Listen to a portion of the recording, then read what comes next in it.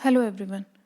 आज अपन एक्सरसाइज 3.5 के जो 2 क्वेश्चंस रह गए थे पहले उनको करेंगे, उसके बाद एक नया टॉपिक स्टार्ट करेंगे। तो अपना फर्स्ट क्वेश्चन वैसे 11th क्वेश्चन है। 18 is divisible by both 2 and 3. It is also divisible by 2 multiply 3 equals to 6. Similarly, a number is divisible by both 4 and 6. Can we say that the number must also be divisible by 4 multiply 6 equals to 24? If not, give an example to justify your answer. Question में आपको बोला है कि 18 जो है वो 2 और 3 दोनों से डिविजिबल है। अगर वो 2 और 3 दोनों से डिविजिबल है, इसीलिए वो 2 और 3 के प्रोडक्ट 6 से भी डिविजिबल है। अगर सिमिलरली अपन यही देखें तो एक नंबर जो 4 और 6 दोनों से डिविजिबल है वो उनके प्रोडक्ट 24 से भी डिविजिबल होगा या नहीं। अगर नहीं तो अपन को एक एग्जाम्पल के दे के उसको जस्टिफाई करना है।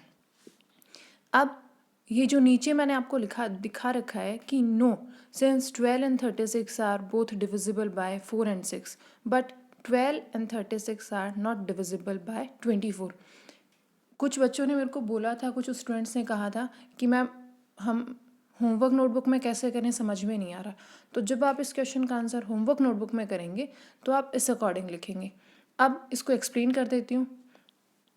अपन को कोई भी एक एग्जाम्पल लेना है तो अपन एक एग्जाम्पल ले लेते हैं 12। अब जो 12 है वो 4 से भी डिविजिबल है, 6 से भी डिविजिबल है, लेकिन उनके प्रोडक्ट 24 जो कि क्या है 12 से बड़ा हो गया तो उससे डिविजिबल नहीं है। जबकि उसका अगर अपोजिट करें कि 24 जो है वो 12 से डिविजिबल है, लेकिन 12 जो है वो 24 से डिविजिबल नहीं होगा। अपन एक डिजिट और लेते हैं 36। 36 जो है वो इंडिविजुअली 4 और 6 दोनों से डिविजिबल है। 4 9 ज़ा 36 एंड 6 6 ज़ा 36, लेकिन इनका जो प्रोडक्ट है 24 उससे डिविजिबल नहीं होगा।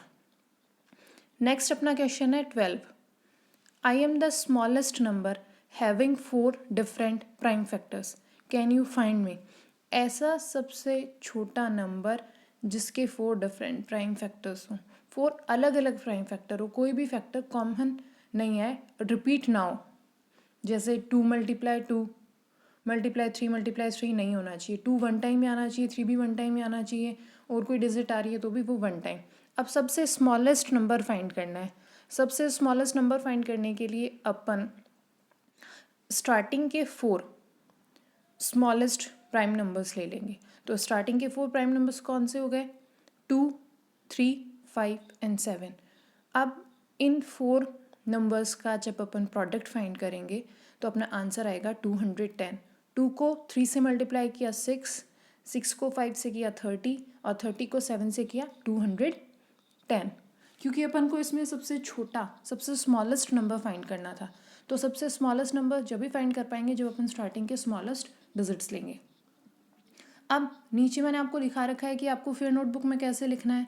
Since it is the smallest number, क्योंकि ये स्मॉलेस्ट नंबर है, therefore it will be the product of 4 smallest prime number. इसीलिए वो 4 जो स्मॉलेस्ट प्राइम नंबर्स हैं उनका प्रोडक्ट होगा। तो वो प्राइम नंबर्स कौन कौन से हो गए? 2 3 5 और 7। और जब इन 4 डिजिट्स का प्रोडक्ट किया तो आंसर आया 210। ये आपकी एक्सरसाइज 3.5 कंप्लीट है। अब 3.6 में नया टॉपिक है HCF। तो HCF यानी कि हाईएस्ट कॉमन फैक्टर क्या होता है? HCF of 2 or more given number is the highest factor or number that divides the number exactly. अब इसका क्या मतलब हुआ? HCF जो है वो एक ऐसे डिजिट होती है, चाहे वो 2 नंबर्स का निकाला जाए, चाहे 3 का या उनसे ज़्यादा का, कितना भी हाईएस्ट फैक्टर होता है जो कि सबसे डिविजिबल होता है, सबका उसमें डिवाइड। जैसे 2 है तो 2 किस किस से डिविजिबल होता है? 4 6 8। अब अपन एक एग्जांपल लेते हैं, मान लेते हैं अपन स्मॉल डिजिट ले लेते हैं। अपन ने एक डिजिट ली 6 और एक लिया 4। अब 4 के फैक्टर्स क्या क्या होते हैं? 2 मल्टीप्लाई 2, और 6 के फैक्टर्स 2 मल्टीप्लाई 3। अब इन दोनों में कॉमन कौन सा है? इन दोनों में कॉमन है 2, ओनली वन टाइम। तो 4 और 6 का जो HCF है वो हो जाएगा 2। अब नीचे के एग्जाम्पल है 15, 25 एंड 30। इनका अपन प्राइम फैक्टराइजेशन मेथड से सॉल्व करेंगे, जैसे अपन ने 3.5 में किया था। जब 15, 25 और 30 इन सब का अलग अलग अपन प्राइम फैक्टराइजेशन करेंगे। सबसे पहले 15 का, तो 15 का जब करेंगे तो 15 2 से डिविजिबल नहीं है। नेक्स्ट डिजिट आती है 3 का जब डिवाइड देंगे 15 में तो आएगा 5। फिर 5 किससे डिविजिबल होगा? 5 से। लास्ट में रिमाइंडर क्या रहना चाहिए? 1, तो 1 आ गया। नेक्स्ट 25 जो है वो 5 से डिविजिबल है। 5 5 सा 25। फिर 5 किससे डिविजिबल होगा? 5 से होगा। एंड लास्ट में 5 1 सा 5। नेक्स्ट है 30 का 2 से डिविजिबल है। अब 2 का 30 में डिवाइड करेंगे, आया 15 जो है वो 3 से भी डिविजिबल है, 5 से भी डिविजिबल है, लेकिन 3 जो है वो 5 से स्मॉल डिजिट है, तो सबसे पहले अपन 3 का डिवाइड करेंगे। 3 का 15 में डिवाइड करेंगे तो 5, उसके बाद 5 का 5 में किया तो 1। अब इनके क्या क्या फैक्टर्स आए? तो 15 के हो गए 3 मल्टीप्लाई बाय 5, 25 के हो गए 5 मल्टीप्लाई 5 और 30 के हो गए 2 मल्टीप्लाई 3 मल्टीप्लाई बाय 5। अब इनमें से कॉमन फैक्टर फाइंड करना है, तो सबसे पहले 3 लेते हैं। जैसे 15 में दे रखा है अपन को 3 मल्टीप्लाई बाय 5। अब 3 है, 3 15 वाले में भी है और 30 के फैक्टर्स में भी है, लेकिन 25 के फैक्टर्स में 3 नहीं है, तो ये कॉमन नहीं आया, ये कैंसिल हो गया। नेक्स्ट है 5 1 टाइम है 15 में, 25 में 2 टाइम है और 30 में 1 टाइम है, तो 1 टाइम कॉमन आ गया, तो 5 अपना कॉमन आ गया। अब इन सारे फैक्टर्स में एक डिजिट और है 2। जो 2 है वो ना तो 15 के फैक्टर्स में ना 25 के फैक्टर्स में, तो वो कॉमन नहीं होगी। तो अपना जो कॉमन फैक्टर आया 15, 25 और 30 में जो कॉमन फैक्टर आया वो आया ओनली 5। तो इन तीनों का जो HCF होगा वो होगा 5। इसका एक एग्जाम्पल अपन और देख लेते हैं। अपन को डिजिट दे रखी है 3, 20, 28 एंड 36। इनका अपन प्राइम फैक्टर निकालेंगे। तो 20 का सबसे पहले 2 से डिविजिबल है, 10 आया। 10 भी 2 से डिविजिबल है, 5। देन 5 1 सा 5। नेक्स्ट है 28 2 से डिविजिबल, 14 2 से डिविजिबल 7। अब 7 जो है वो ओनली 7 से डिविजिबल होगा, तो 7 1 सा 7। नेक्स्ट है 36 2 से डिविजिबल है, 18। अब 18 अगेन 2 से डिविजिबल है, देन 9 किससे डिविजिबल है? 3 से, तो 3 3 सा 9 एंड 3 1 सा 3। ये इसका प्राइम फैक्टराइजेशन हो गया। अब 20 के फैक्टर्स कौन कौन से आ गए? 2 मल्टीप्लाई 5। 28 के फैक्टर्स हैं 2 मल्टीप्लाई 7 और 36 के फैक्टर्स है 2 मल्टीप्लाई 3 मल्टीप्लाई बाय 3। अब इनमें कॉमन फैक्टर्स देखना है, तो सबसे पहले 20 में 2 और 5 ये 2 नंबर्स हैं, 2 हैं 2 टाइम्स। 28 में अब देखेंगे 2 कितने टाइम्स है, तो 28 में भी 2 टाइम्स है और 36 में भी 2 टाइम्स है। अब ये जो 2 है ये 2 टाइम्स अपना कॉमन आ गया। अब और कौन कौन से डिजिट है? जैसे 20 का एक फैक्टर है 5 जो है वो ओनली 20 में है और 28 और 36 के फैक्टर में नहीं है, इसलिए ये कॉमन नहीं होगा। नेक्स्ट 28 में है 7 ओनली 28 में है, ना 20 में है ना 36 में, तो ये भी कॉमन नहीं आएगा। सेम एज 36 में अपन को 3 मल्टीप्लाई 3 यानी 3 2 टाइम है, लेकिन 20 और 28 में तो 3 1 टाइम भी नहीं आया, तो कॉमन ये भी नहीं होगा। तो 20, 28 एंड 36 इन 3 डिजिट्स में, इन 3 नंबर्स में ओनली कॉमन आया 2, वो भी कितने टाइम्स? 2 टाइम्स। तो 2 मल्टीप्लाई 2 इक्वल्स टू 4। ये इनका HCF हो गया। अब अपन एक्सरसाइज पे आते हैं। Exercise 3.6। Upon first question is find the HCF of the following numbers. आपको इसमें कुछ क्वेश्चंस दे रखे हैं जिनमें आपको HCF फाइंड करना है। इसमें से मैं आपको ओनली 2 क्वेश्चन यहाँ एक्सप्लेन कर रही हूँ, रिमेनिंग जो क्वेश्चंस हैं वो आप खुद अपने आप सॉल्व करेंगे। इसमें से जी लिया है मैंने एक, तो जी क्वेश्चन में आपको 3 डिजिट्स दे रखी हैं। First is 70, second is 105 and third is 175। इनके फैक्टर्स फाइंड करेंगे। 70 के फैक्टर्स, 70 सबसे पहले 2 से डिविजिबल होगा, 35 टाइम्स। अब 35 जो है वो 5 से डिविजिबल है 7 टाइम, एंड 7 जो है वो 7 से है, तो 7 वन सा 7। नेक्स्ट है 105। 105 3 से डिविजिबल है। 3 का जब 105 में डिवाइड दिया तो आया 35। अब 35 जो है वो 5 से डिविजिबल है 7 टाइम, और 7 7 से डिविजिबल है 1 टाइम। नेक्स्ट है 175। 175 जो है वो 5 से डिविजिबल है 35 टाइम। 35 5 से डिविजिबल है 7 टाइम, और 7 7 से डिविजिबल है 1 टाइम। अब देखते हैं 70 के कौन कौन से फैक्टर आए। 2 मल्टीप्लाई बाय 5 मल्टीप्लाई बाय 7। 105 के कौन कौन से फैक्टर हैं, 3 5 एंड 7। और 175 के फैक्टर्स हैं 5 5 एंड 7। अब इन तीनों में कॉमन क्या आ रहा है, इन तीनों में कॉमन आ रहा है 5 एंड 7। तो 70 105 और 175 के फैक्टर्स हो जाएंगे, सॉरी इनके जो कॉमन फैक्टर्स हैं वो है 7 एंड 5। तो इनका HCF हो जाएगा 7 मल्टीप्लाई बाय 5 या 5 मल्टीप्लाई बाय 7 इक्वल्स टू 35। अब अपन ने जो पहले एग्जाम्पल लिए थे, जो अपन ने फर्स्ट एग्जाम्पल लिया था, उसमें अपना फैक्टर कॉमन ओनली 1 आ रहा था 5, तो HCF वो फैक्टर ही हो गया। सेकेंड एग्जाम्पल में भी अपने 2 डिजिट्स आ रही थी, लेकिन वो सेम थी, तो 2 मल्टीप्लाई 2 उनको मल्टीप्लाई कर दिया, तो जो मल्टीप्लाई के बाद जो अपना प्रोडक्ट आया वो HCF हो गया। और इस क्वेश्चन में देखें तो भी 2 डिजिट आ रही है, लेकिन दोनों डिफरेंट डिफरेंट है, तो इससे कोई इफेक्ट नहीं पड़ेगा।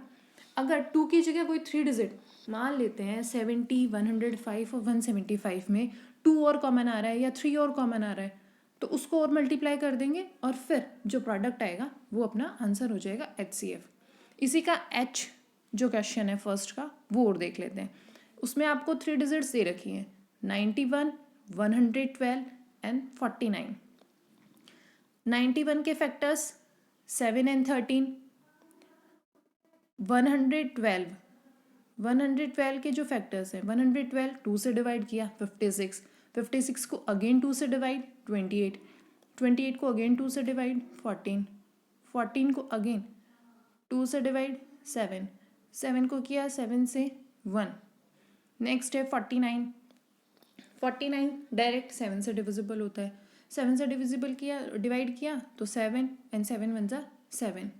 अब 91 के जो फैक्टर हैं वो है 7 एंड 13।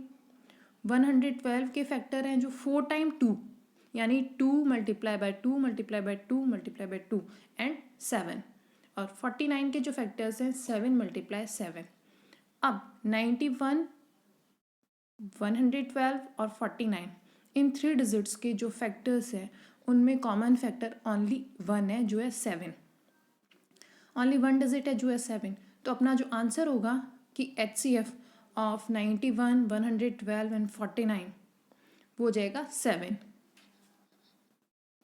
अब इसके जो बाकी जो क्वेश्चंस हैं वो आप लोग खुद सॉल्व करना, और अगर कोई भी प्रॉब्लम हो तो आप पूछ सकते हैं। नेक्स्ट अपना 3.6 का सेकंड क्वेश्चन। सेकंड क्वेश्चन है what is the HCF of 2 consecutive. First is number, means 2 consecutive numbers का HCF क्या होगा। बी में पूछा है 2 कंसेक्यूटिव इवन नंबर्स का HCF क्या होगा, और 2 कंसेक्यूटिव ऑड नंबर्स का HCF क्या होगा। इसमें आप कोई भी नंबर लेके देख सकते हैं, जैसे फर्स्ट है ए वाला जिसमें अपन नंबर लेते हैं 7 एंड 8। 2 कंसेक्यूटिव नंबर, कंसेक्यूटिव मतलब जो कंटिन्यूस में आ रहे हैं, तो कंसेक्यूटिव नंबर 7 एंड 8, तो 7 और 8 बोथ का जो कॉमन फैक्टर है उसमें ओनली 1 है, तो उनका HCF क्या हो जाएगा 1। ऐसे ही अपन मान लो 11 12 लिया तो उनमें भी कॉमन फैक्टर 1 है, तो उनका HCF भी क्या होगा 1 होगा।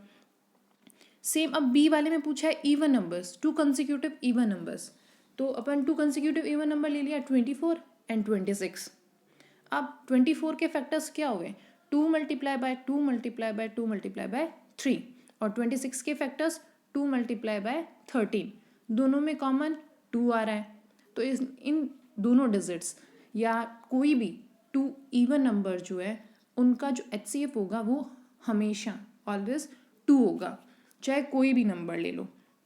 इसी में अपन एक एग्जाम्पल और ले लेते हैं इवन नंबर्स के लिए, 8 एंड 10।